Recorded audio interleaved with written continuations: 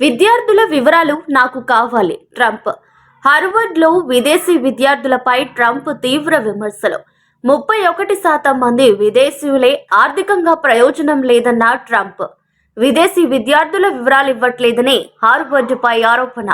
ప్రభుత్వ నిర్ణయాన్ని నిలిపివేసిన అమెరికా కోర్టు. ప్రభుత్వ చర్య రాజ్యాంగ విరుద్ధమన్న హార్వర్డ్ విశ్వవిద్యాలయం. వివాదాలకు కేర్ ఆఫ్ అడ్రస్ గా నిలిచే అమెరికా అధ్యక్షుడు డొనాల్డ్ ట్రంప్ మరోసారి కీలక వ్యాఖ్యలు చేశారు. ప్రఖ్యాత హార్వర్డ్ విశ్వవిద్యాలయంలో చదువుతున్న విదేశీ విద్యార్థుల విషయంలో తమ ప్రభుత్వం తీసుకున్న వైఖరిని ఆయన గట్టిగా సమర్థించారు.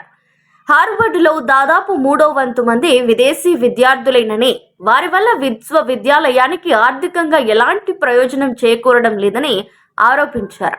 అంతేకాకుండా ఆ విద్యార్థులు వస్తున్న కొన్ని దేశాలు అమెరికాకు మిత్ర దేశాలు కాకపోవచ్చని కూడా ఆయన అనుమానం వ్యక్తం చేశారు. ఈ అంశాలపై ఆదివారం తన సోషల్ మీడియా ప్లాట్ఫామ్ ట్రూత్ సోషల్లో ట్రంప్ ఒక పోస్ట్ పెట్టారు.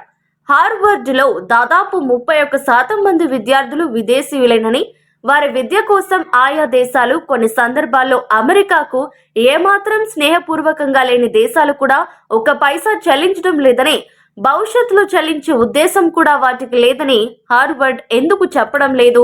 ఈ విషయం మాకెవరు చెప్పలేదు అని ట్రంప్ ప్రశ్నించారు. విశ్వవిద్యాలయానికి అమెరికా ప్రభుత్వం బిలియన్ల కొద్దీ డాలర్ల నిధులు సమకూరుస్తున్నప్పటికీ విదేశీ విద్యార్థుల గురించి అడిగిన సమాచారం ఇవ్వడంలో హార్వర్డ్ యాజమాన్యం నిర్లక్ష్యంగా వ్యవహరిస్తుందని ట్రంప్ విమర్శించారు. ఆ విదేశీ విద్యార్థులు ఎవరో తెలుసుకోవాలనుకుంటున్నాం. ఇది సహేతుకమైన కోరిక. ఎందుకంటే మేము హార్వర్డ్కు బిలియన్ల డాలర్లు ఇస్తున్నాం, కానీ హార్వర్డ్ ఆ వివరాలు వెల్లడించడం లేదు. మాకు ఆ విద్యార్థుల పేర్లు, వారు ఏ దేశాలకు చెందినవారో తెలియాలి. హార్వర్డ్ వద్ద 52 మిలియన్ డాలర్లు ఉన్నాయి, వాటిని వాడుకోండి. అంతేగాని ఫెడరల్ ప్రభుత్వం మీకు నిధులు మంజూరు చేయాలని అడగడం మానండి అంటూ ట్రంప్ ఘాటుగా వ్యాఖ్యానించారు.